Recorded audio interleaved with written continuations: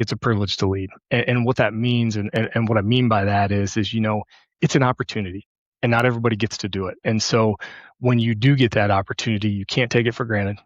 You have to be thankful for that opportunity. You have to go out and earn it every single day because not everybody gets the chance to do it. And so I think too many times, and you talked about the title earlier, we get the title and it's like, okay, I got it. No, that's the start.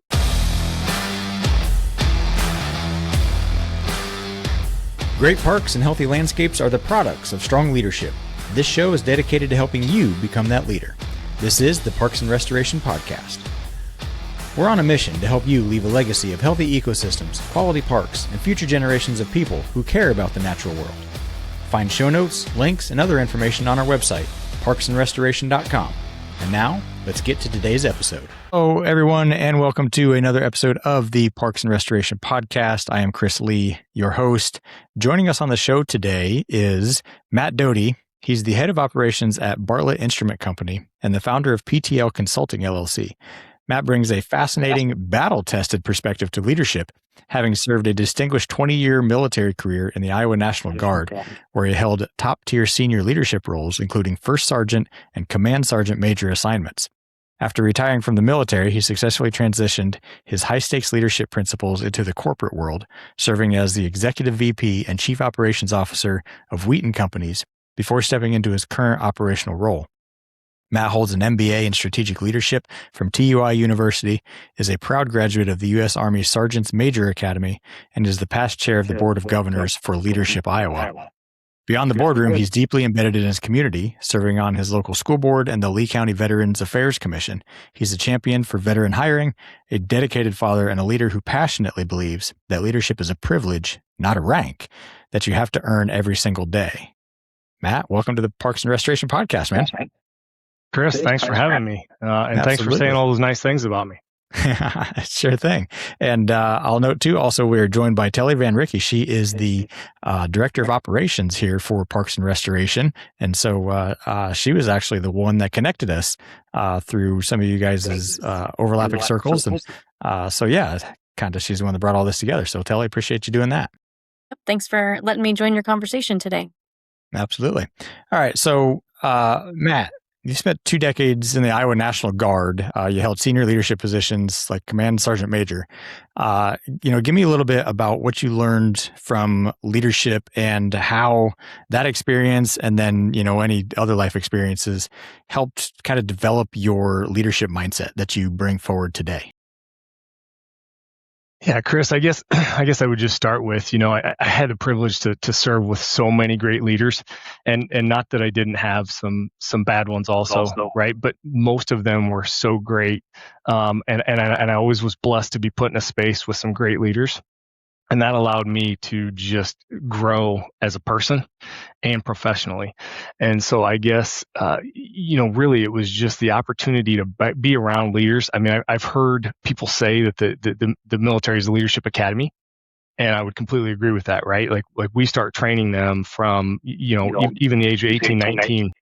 We're talking to young men and women about being a leader and taking a couple soldiers and accomplishing a task.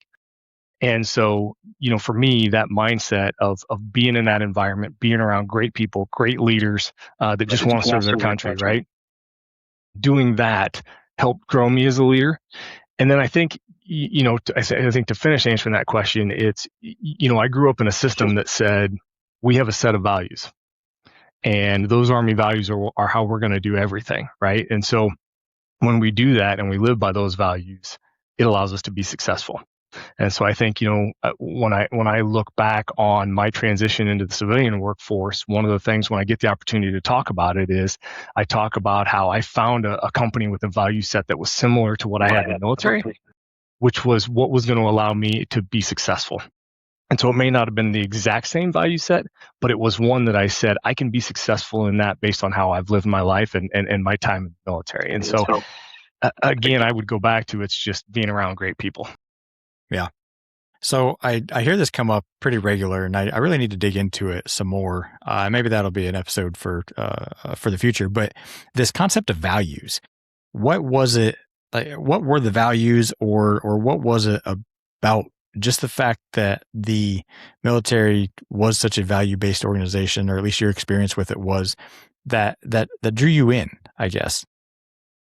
Yeah, I don't know that it drew me in. To be honest, I tell people all the time, I joined the National Guard to go to college. I was trying to figure out how I was going to pay for college, right? Sure, yeah. And I got into it, and I found an organization that I enjoyed being a part of. And I guess from a values perspective, for us, it was leadership, loyalty, duty, respect, selfless service, honor, integrity, and personal courage. And you could shorten that down to leadership. It was easy to remember. And if you follow those things, you're going to do it right. And so to me, it was something that I think what happened was, 20 some years ago, we started preaching those values, and we started saying, hey, here's what they are. We started talking about them. The senior leaders were talking about them, saying, hey, this is how we're going to live. This is how we're going to do these things. And so I think from that perspective, it was, hey, here's the value set. And if I can live to those values, I'm going to be a success in this organization. And so, I look at any business, any company, any organization that says, hey, here's our vision and here's our values. If people don't align with those, they're not going to be successful in your organization. And so how do we make sure that as we set our values for our organization, now we got to make sure people align with that. And if they're not, they're not. That's fine. There's probably a better place for them, right? But hey, here's the value set that we're expecting from you. And if you can do that, you can be successful here. And so I think my answer would be just that we spent so much time, and by we, I mean the senior leaders of the National Guard and the Army, saying, hey, here's the value set we're going to have, and this is what we're going to expect you to live by. And I think it was an expectation. I think it was known. And so you know exactly what you need to do to be successful and or to what's going to get you in trouble. Mm-hmm. So what I'm hearing then is that it's foundational. Like it establishes a foundation, like you keep saying, if you follow these, if you adhere to these, you're going to be successful. It isn't, here's a set of skills, here's some training, here's a course to take and learn this stuff, and you'll be successful doing this one particular thing, but doing this other particular thing, well, that's going to be a whole separate set of training. No, it becomes foundational. It's the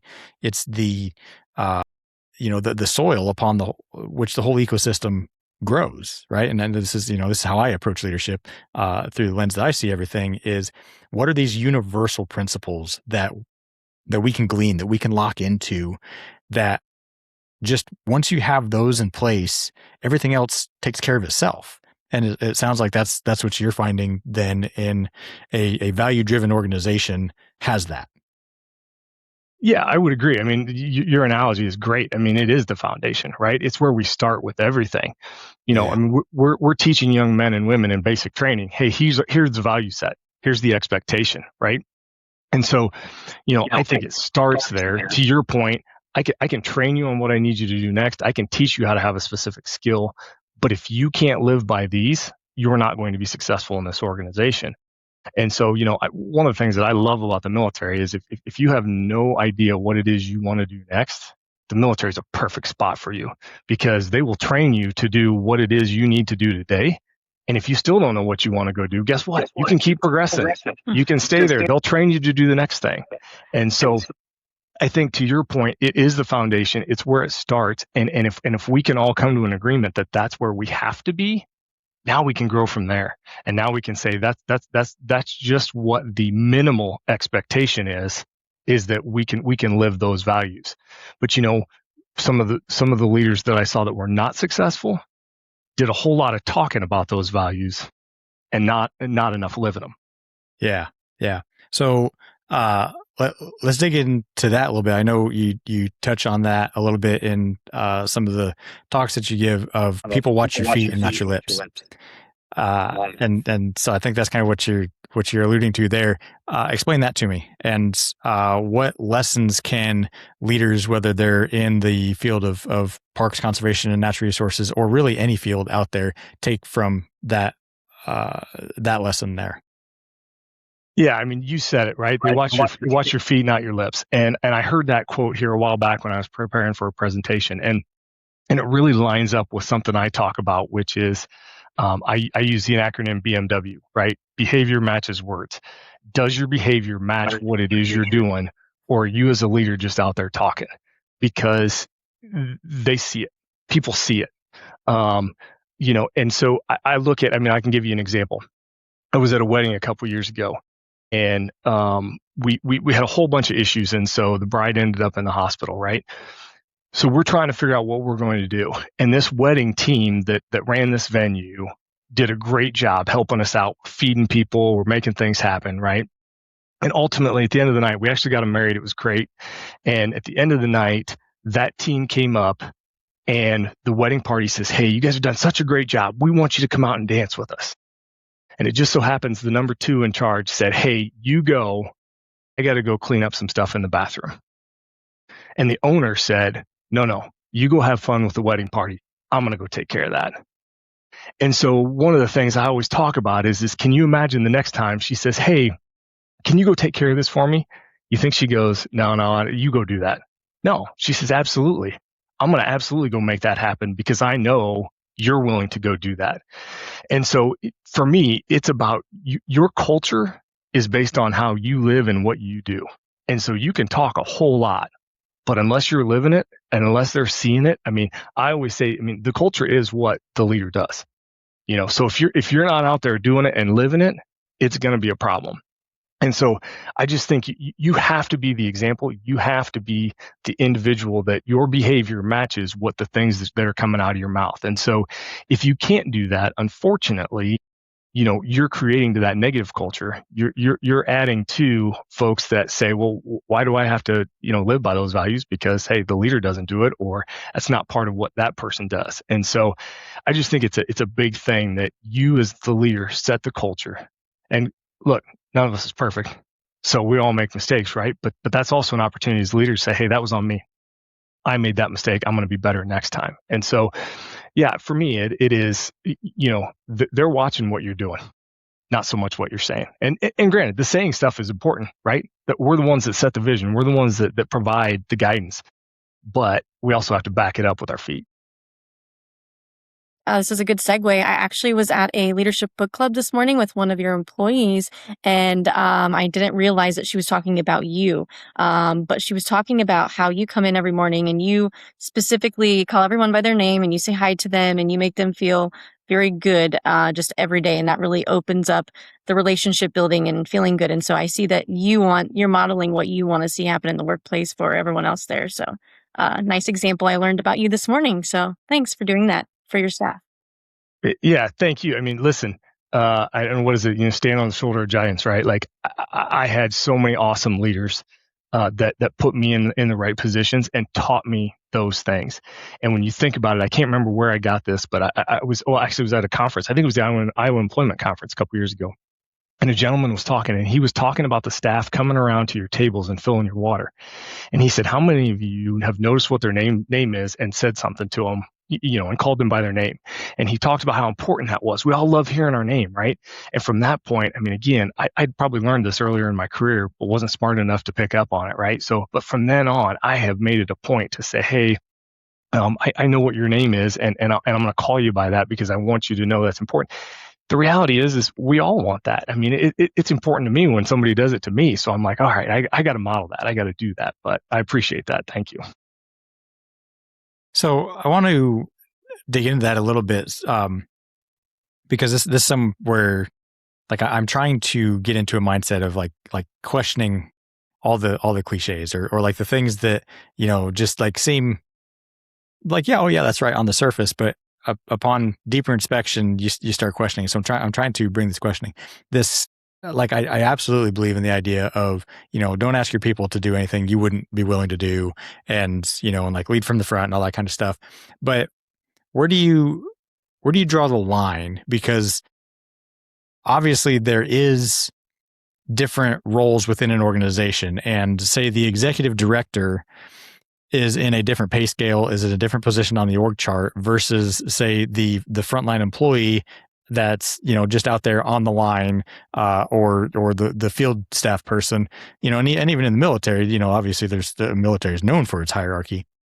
Where is the line between the senior level person going down and doing the field level work and that that becoming a detriment to the organization of a improper is not the right word, but not the best use of that leader's time or that leader's expertise or resources. Where's that line drawn? Because I struggle to find that. Like in my own line of work, I often think, God, I should be out there with the field team. I should be out there doing the work with them. I should be going and doing the weekly rounds and scrubbing the toilets in the outhouses, because I'm asking them to do it. And most of the time I'm just almost never am I out there doing it myself, because I'm in the office doing the office work and doing the admin work that the executive director needs to do. And so I end up feeling like I should be doing this stuff. But then I'm like, well, no, I mean, if my board saw me out there scrubbing toilets when, really I should be thinking about how to build our fundraising or our revenue capacity. Like that's not what they hired me to do. So where do you draw that line? How do you reconcile that? Chris, I wish I knew the answer to that question. And if we did, I think it's a book, it's a podcast, it's a movie, yeah, for sure. Right? I guess I say it this way because I don't know the answer. I can only tell you what I have tried to do. And that is, I always say that I will never ask you to do something I haven't done or I'm not willing to go do. And I think the answer to the question is sometimes you just got to do the thing. And and I get it. You should be, to your point, you've got a board you answer to. We've all got a boss, right? And so the minute that you're not producing reports or whatever the outcome of your role is, that's a problem. And somebody's going to have issue with that, right? But when your people are performing because you go down there and you do the thing, whatever that is in your building, whatever that is in your organization, to me, the output and the production improves so much that we'll figure out what we're going to do in the executive director's chair, right? So again, I think, to your point, I think it is so important because it can be too much. Because here's the other problem. Let's be honest, as the executive director, as the command sergeant major, I'm a pain when I show up at your event. When I'm there, right. I'm a distraction. Because now, are you doing it just because that individual's there? Are you doing it, or is that really how you do business? Or is it because the leader's there, you're going to do it right? Like, I think about safety, right? Are you only wearing the proper safety equipment because the leader showed up? Well, hopefully not, right? Hopefully we've got the right culture. But I know I'm also, as a leader, I'm a distraction. But the reality is you also have to do the thing. And people appreciate that. And I think again, what it says is, again, I'm not going to ask you to do anything I'm not willing to do myself, And I think it's, the way I always say it in my talks is I don't know what the thing is in your building. Figure it out and go do it with them. I look back on Army physical fitness tests, right? It's a requirement every so often. And so companies would, my first sergeants would occasionally say, hey, we're going to do the Army physical fitness test on this day. Would you like to be there? Absolutely, I'll be there and I'll do it. I'll do the thing with them, right? Because they need to see that I'm willing to go do those things too. I think it's as simple as go take out the trash. Somebody needs to take out the trash. Why can't it be you? And I think the answer to your question, Chris, is we have to find that balance. I always look at it as the leader, I can travel on my time. I can take my time to do the thing, and then I'll spend whatever other time I need to do the thing that I need to do to be successful as that executive director, as that command sergeant major. But I'm going to find as much time as I can to do the thing with them without being a burden, but also showing them that they're important. Yeah. You make a couple really great points there, because you're absolutely right. The dynamic changes when the boss walks in the room. 100%. I don't care how collegial you are with your team. The dynamic changes. Certainly those of us that work in small organizations have experienced this, or for those that came up through the ranks and they went from coworker to manager or to supervisor to leader, that's a crazy dynamic to have to navigate. You have to recognize, these guys were your pals. They were your colleagues. They were your coworkers until they weren't. And now they're your direct reports. And you have to recognize that dynamic is different now when you walk into the room. And so it is going to change. I work construction going through college, and you're absolutely right. Like the boss would show up and you're like, oh, Jesus Christ, we're not going to get anything done. Like he's going to screw this all up. Like, let's just bide our time until he leaves. He's going to feel good about being here for a little bit. And I think what I'm hearing though, in the answers you just gave, is it's a product of motivation. Like why are you going out there and doing that? If you're going out there just to avoid sitting at your desk, which, let's face it, I would love to do some more field stuff just so I don't have to sit at the damn desk, right? Yeah.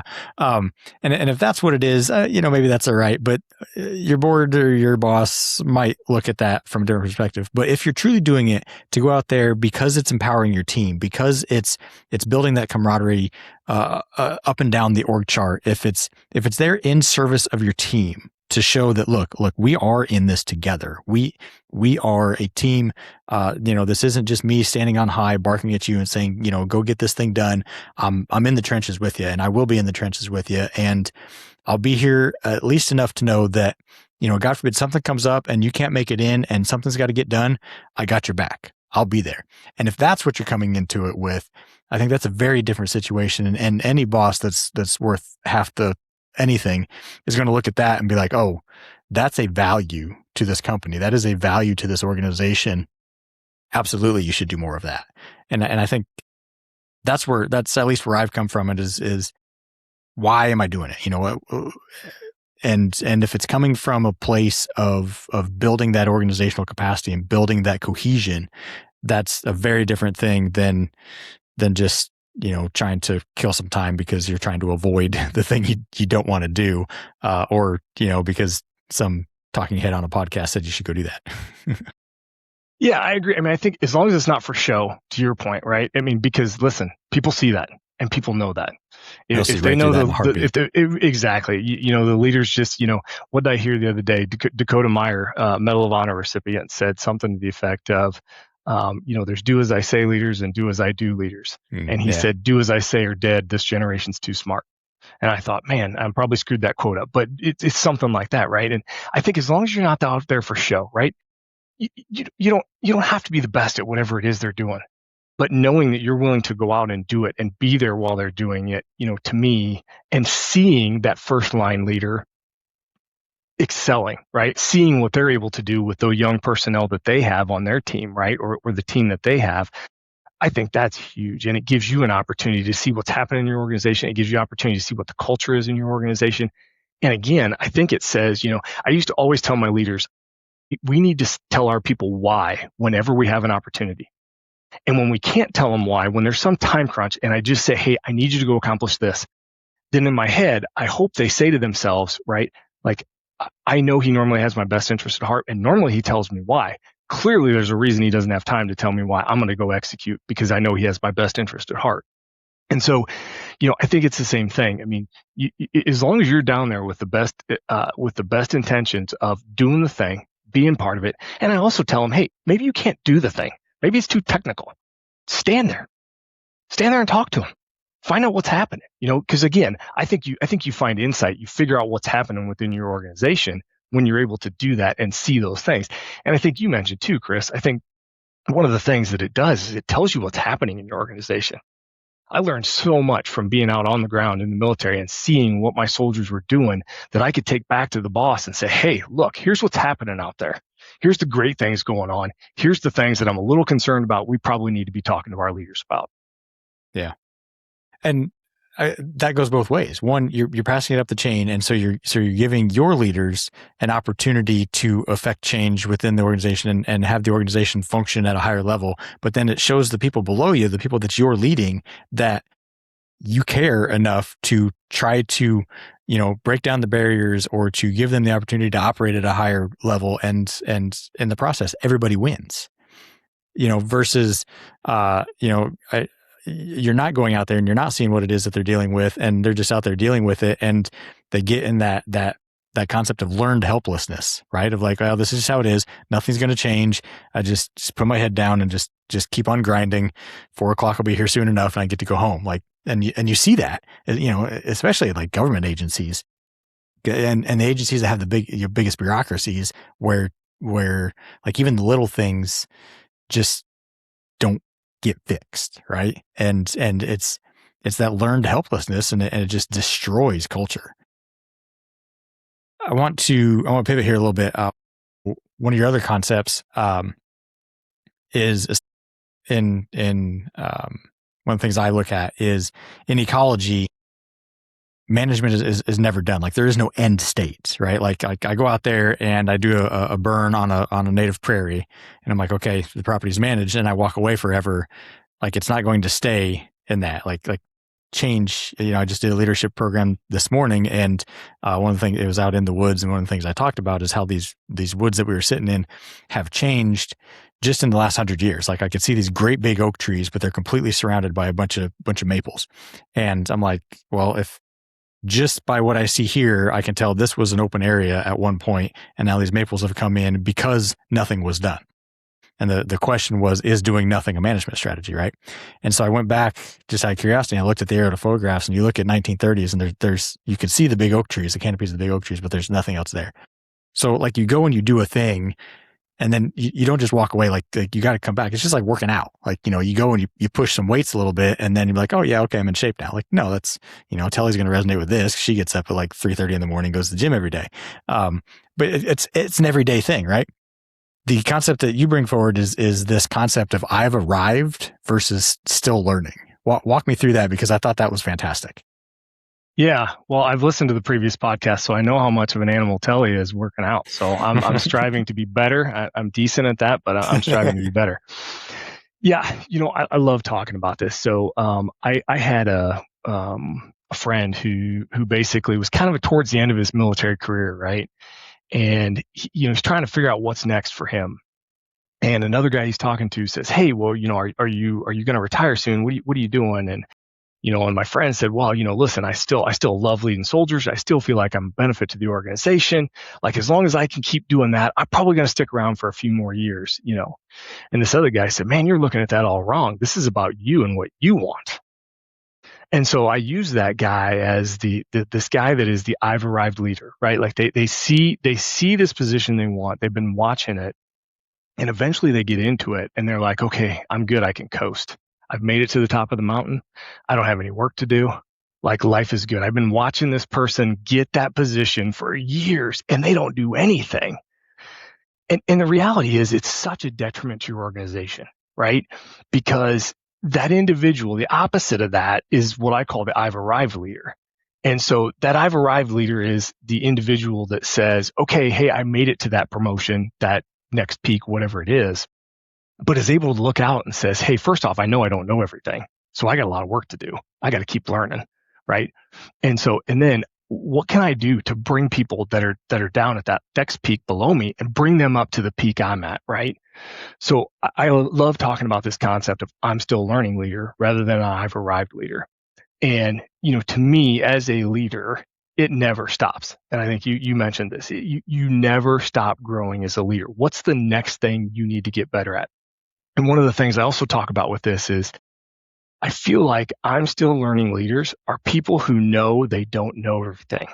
Yes. So they get into that next position, they get into that next promotion, and they say, hey, who are the smart people around me that I need to get to help me, number one, learn, and number two, be my eyes and ears and help me understand the things that I could be doing better. And it just makes the entire organization better. And the problem we have is we end up with these I've arrived leaders, and they're doing nothing. In fact, they're hurting your organization. They're taking them backwards rather than moving forward, right? And so if we can replace those I've arrived leaders with I'm still learning leaders, the organization instantly gets better, and we start to produce additional leaders because that I'm still learning leader says, hey, let me figure out what I can do to help you and bring you to my level, And I always joke, like, listen, name one position that doesn't have a boss, right? So there's always another something we could be going to. So I still feel like that I'm still learning leader concept is just, for me, it is just, I try and talk about it from the standpoint of you should never be done. It's never, you know what? I got leadership down. Like I'm golden. I can stop. Never. It's never going to be that way. There's always another book. There's always another concept. There's always somebody else's experience that you say, man, I can learn from that. I'll give you an example. I had the opportunity when I was in the aviation battalion to fly from Waterloo. We went from Boone to Waterloo in a helicopter, and it just so happened that Chief Warrant Officer 5, Jody Van Velzen, and my battalion commander Chuck Lampy were the ones that were flying us. Now, keep in mind, these guys have been flying helicopters forever. In fact, Jody, I think, ended up with 6,000 some combat hours, 6,000 hours total, 8,000 flying hours in combat. We took a routine flight, and I know that's easy for me to say because I'm not a pilot. We took a routine flight from Boone to Waterloo, and we touched down. They shut the helicopter off, and the two of them started talking about things that they need to do better. Hey, we did this right. Hey, we could be better at this. Hey, we probably need training on this. We should look at this next additional training that would be good for us. Again, here's a guy at that point that probably at least had 5,000 flight hours, picked up in Boone, flew to Waterloo, and still took the time. Both of these two experienced pilots took the time to say, hey, here's the things we can do to get better today. And even to the point of, hey, what do, we didn't do this as well as we thought. What are other pilots having the same, are they having the same issue? And we should really think about that. And so, I learned a ton from Jody Van Velzen and Chuck Lampe both, but in that instance, I thought, man, this is an I'm still learning leader. I joke, I think Jody could fly that with his eyes closed. But again, he still was trying to figure out, how do I get better? And so that's how I talk about that concept of an I've arrived leader who's nothing but a detriment to the organization versus the I'm still learning leader that continues to make us better as an organization and, more importantly, better people all around them. Yeah. So many different avenues there that I come to mind. The first one, I'll just work backwards from most recent here, that idea of getting out of the helicopter and being like, okay, let's talk about what we could do better. Like that went from all measures, that was the perfect flight. Now, how can we do it better? And there's a reason that airline safety is what it is today. It's incredibly high. Like it is safer to fly than it is to drive your car. And it's because of that mindset of that constant training, of a lot of checklists and making sure that everything is covered. But then this mindset of, okay, how do we do this better? You see this across industries, and one of the future topics I'm going to talk about on here is, I think it's high. I don't remember what it's called. It's my buddy Jeremy that does a show with me. He does a lot of prescribed fires, and they do a lot of AARs. So we've talked about this on the show, and I know that's a military concept of like, it is. You do a mission and immediately you come back and you debrief it. Like, okay, what was the plan? What went right? What went wrong? How can we do better? And the organizations that I see do that, I mean, the guys on the fire line, they're doing this all the time. They out in Western Iowa, they have this co-op burn week, and these are some of the most experienced people that exist in the fire world in the state of Iowa. And every one of them comes back to the table and says, okay, how could that go better? Like that fire might have gone perfect. How can we be doing better?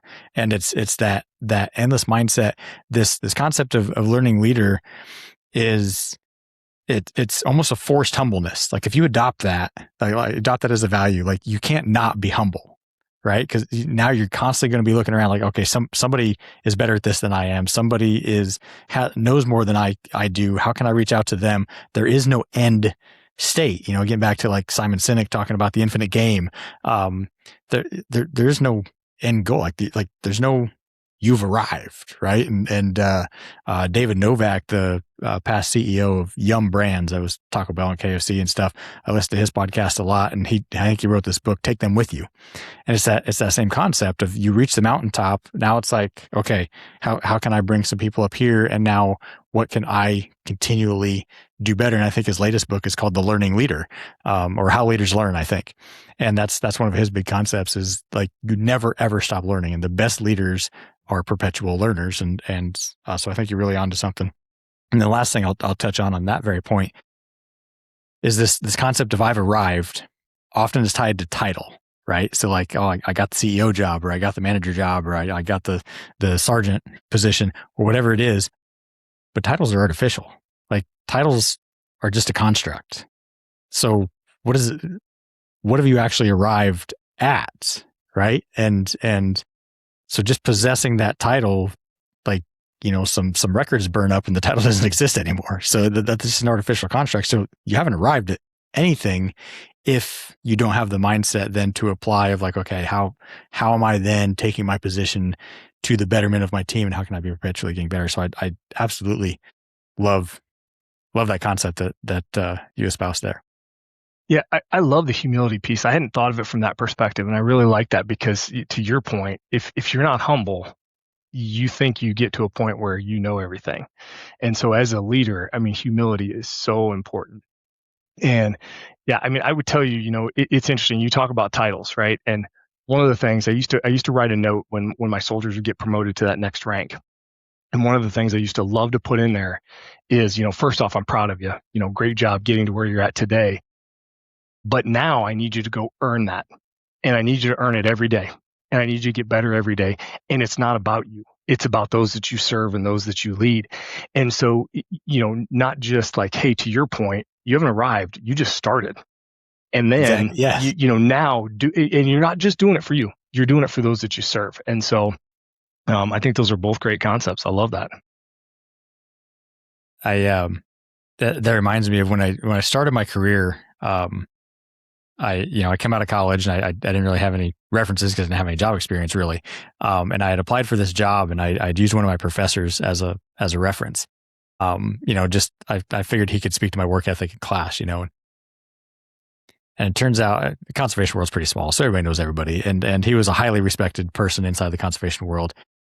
And to this day, I've probably never, it's probably trauma.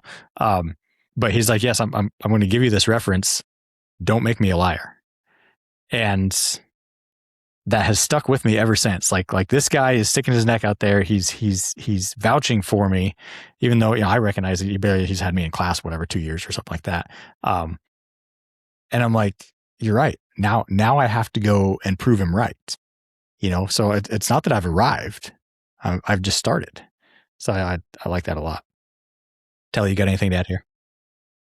I was just going to say that being a former volleyball coach and being an athlete before that, I really think leaders should not be called bosses. They should really just be called coaches, because the best coaches that have success with their teams are just like in organizations or companies, right? They push them hard. They give them good advice and feedback, and then they push them to go farther beyond that. Hey, you've done the thing. Good job. Now keep going and don't stop here. And so just that striving to hit excellence all the time is what leaders need to do, and coaches. So yeah.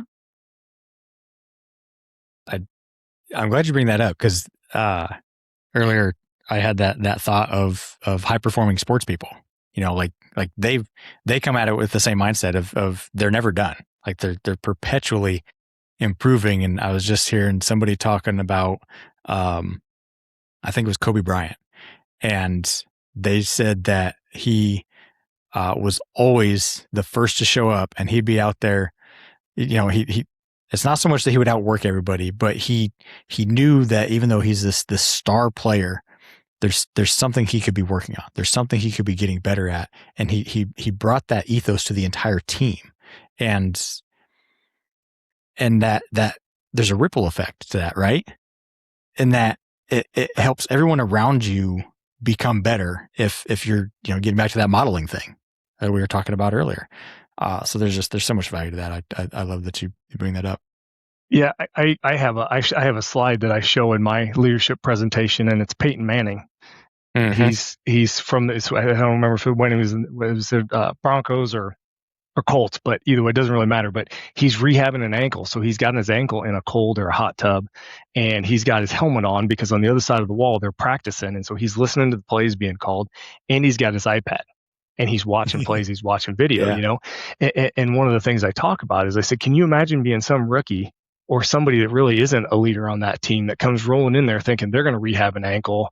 They've got their phone because they're going to get on social media and see what's happening. And you roll in and Peyton Manning's doing 3 things at once. Right. I'm guessing their mindset changed, right? And so, I mean, to your point about Kobe is you model what your expectation is. I look at great people like a Peyton Manning, Kobe Bryant, like they modeled what the expectation was for those around them. Yeah. And I've heard endless stories of like you have a team that's not hitting the marks. They're not a team that's operating at a level of excellence. And then you bring a leader in like a Kobe, like a Peyton, like a Tom Brady, and just that one shift changes the dynamic of the entire team. It's the same people. And we've seen this with coaching changes. We've seen this, I'm sure you've seen this in leadership. You have a team lead, and then, the In fact, I just read a book about it. It's one of the books back behind me here, that David Marquette that turned the ship around. The worst performing ship in the Navy, the worst performing sub, and he turned it around. Same people, like the same crew became the highest performing ship in the fleet. And we see that over and over and over. A simple leadership change or bringing the right people in, that effect is not just that one person. It affects everyone around them. There's this ripple effect. And you can see the same thing in ecosystems. You bring in a certain keystone species and it changes everything. I don't know if you ever watched that video of how wolves change landscapes. Mm-hmm. But, just the reintroduction of wolves in Yellowstone changed the landscape completely, because this cascade effect, this ripple effect. And so I really think that you're touching on a universal principle there, that is just true across any industry. Yeah, I think that leader that you bring in or that coach just makes everyone better, right? And it multiplies that effect that they have on others who get better, and then they're providing that same effect to the person next to them. It's so funny you bring up that book. Teli, I just gave that book as a recommendation for one you guys should do in the book club. Yeah. Perfect. I hope we read it then. Yeah. Okay. So kind of along this line of learning leader and this concept of I've arrived versus, I'm still learning and still growing. The time value of leadership is one of your other concepts. And I really like this because, those of us who work in ecology, work in conservation, we know what it's like to think in long terms. You plant an oak tree today, you're never going to sit under its shade. And so oftentimes our timelines are in tree timelines, not even human timelines, but we're looking at, we did a field trip down to Shimmick Forest, which is down in southern Iowa here a while back, and they have 100-year management plan. And, they're managing forest stands in like 10-year increments. They won't even come back to a particular stand for another 10 years. Right. And they're like, this is pretty long time horizons when the business world operates in quarters, like 3 months from now, I better be in my quarterly goals or whatever. So talk about that time value of leadership, because I think there's a lot of overlap there. Yeah. I typically start, Chris, with the time value of money, right? And that the dollar we put in today starts to grow exponentially. And, kind of like, when's the best time to plant a tree?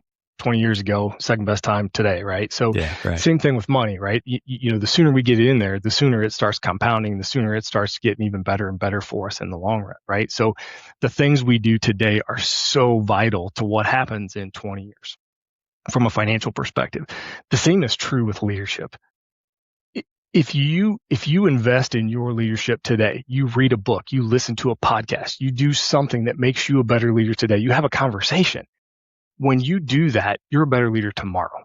And when you're a better leader tomorrow, you're getting better for the next day and the next week and the next month and the next year. And so for me, it's kind of that concept of how do we continue to be a better leader today? Because it's going to make an effect in 20 years, or to your point, in a 100-year management plan, right? So for me, it's all about how do I get better today? And I have to get better today because it's going to make me better tomorrow, but it's going to exponentially make me better in a year. And then we go back to what you talked about is, you put that person where they're affecting others, and now all of those people are getting better every single day. Mm-hmm. And so a lot of times when I talk about that, I just talk about feedback, and I talk about how we receive feedback and some of that type of stuff. But I think it's just, for me, it's the concept of I can't wait till tomorrow to invest that dollar. I also can't wait till tomorrow to get better as a leader. I have to do it today. And it may not be, 3 hours worth of something. It might be 2 minutes, but I got to do something today to be a better leader and to hold myself accountable for that. I love that on so many facets. That time value of money. I've seen those charts, and and that growth rate. Like the biggest thing that you have working for you is time. And I try to tell this to my younger staff of like, now is the time to be putting money away, because you have the luxury of time in front of you versus, someone who's creeping up on the retirement age, like, oh, I guess I probably ought to start an IRA now. Like, they don't have that luxury of time and the return on that. And so, I think you're absolutely right in that of the the effort you put in today to being that better person and that better leader, that compounding effect, not just for you personally, but for your organization, for the mission delivery of your organization, it's immeasurable. And I was thinking about that from when you're saying that. I mean, to me, think about the you talk about the young people or the younger people in your workforce when it comes to financial.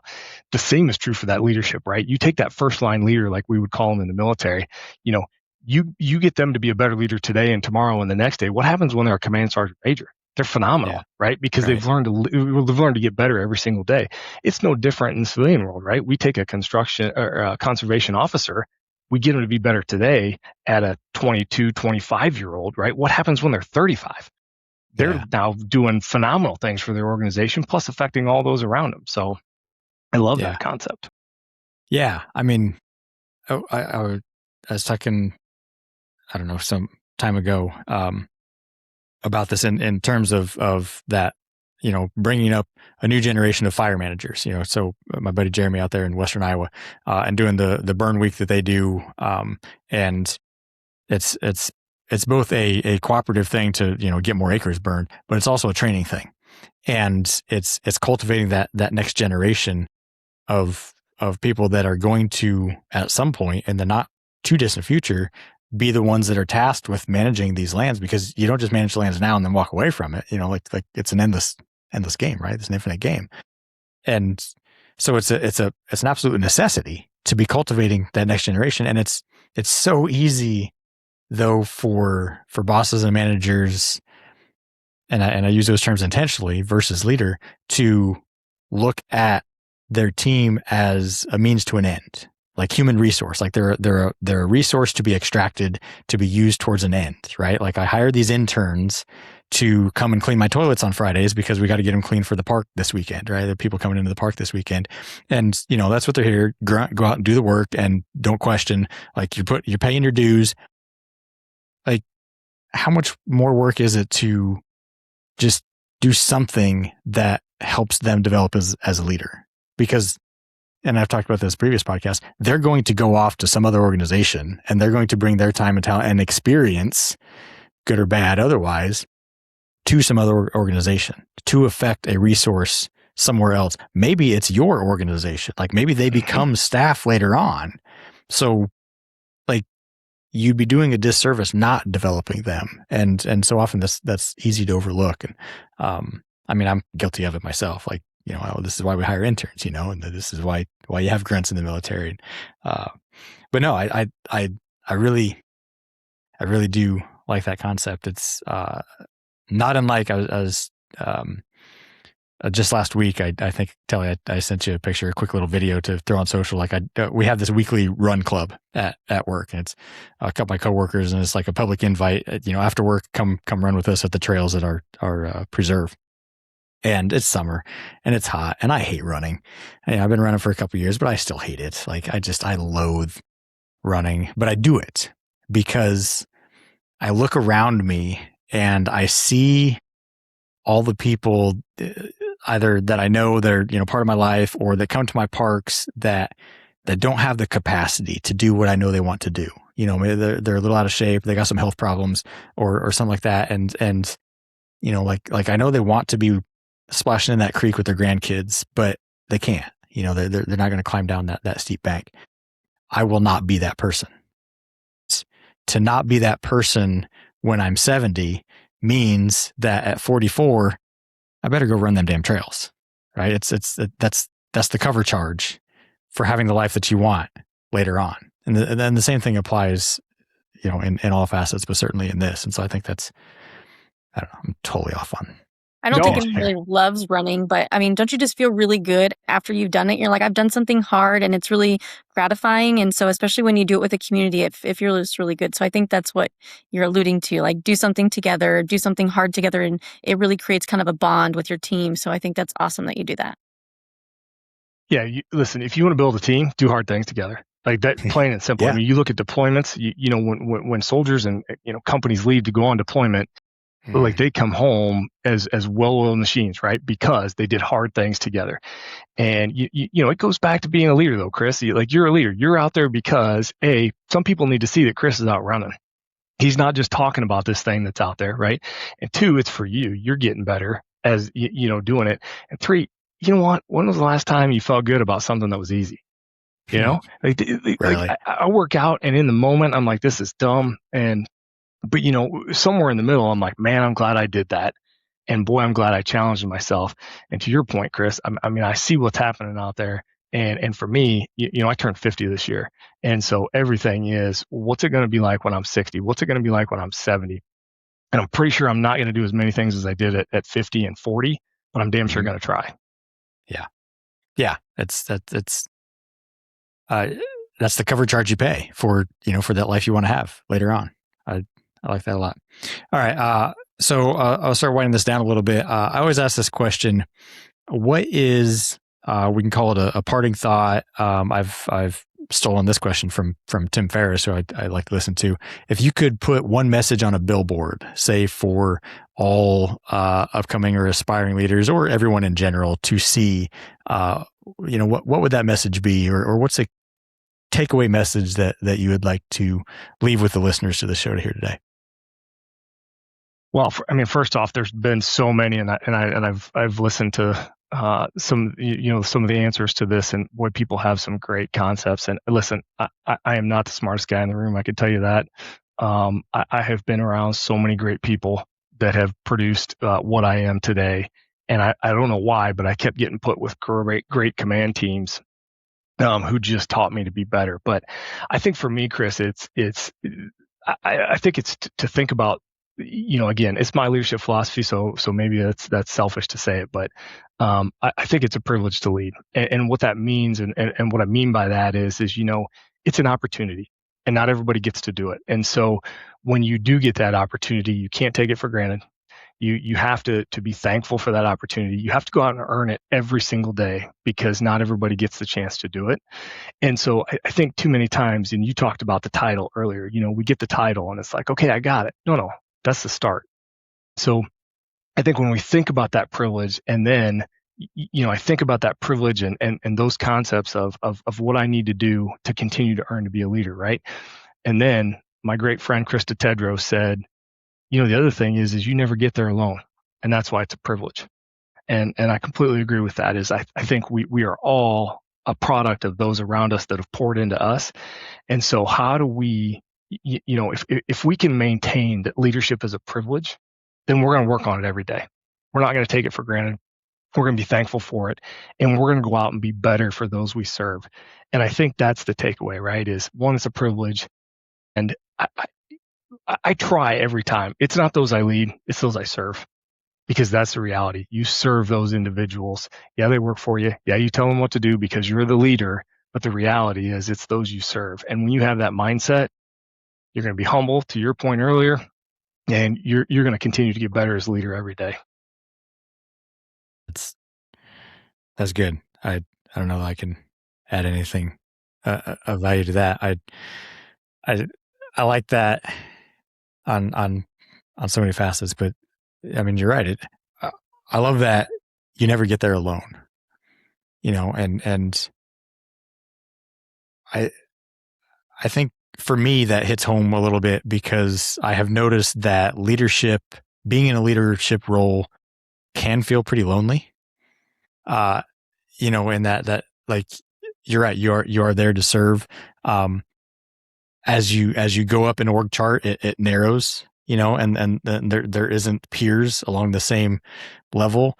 And so at least within a particular organization, the higher up you go, the lonelier it is, you know, until eventually there's one square up there up at the top. And I think that there's kind of two facets to that is you never get there alone. So the people that you're leading and that you're serving, you know, that they're part of it too, but also don't feel like you've got to be in this position, hold this title, do this thing by yourself. There are other people out there at your level, you know, just like you said, as being someone who's still constantly learning. There are people out there that you could reach out to that could be a mentor to you or that can help you get to the next level.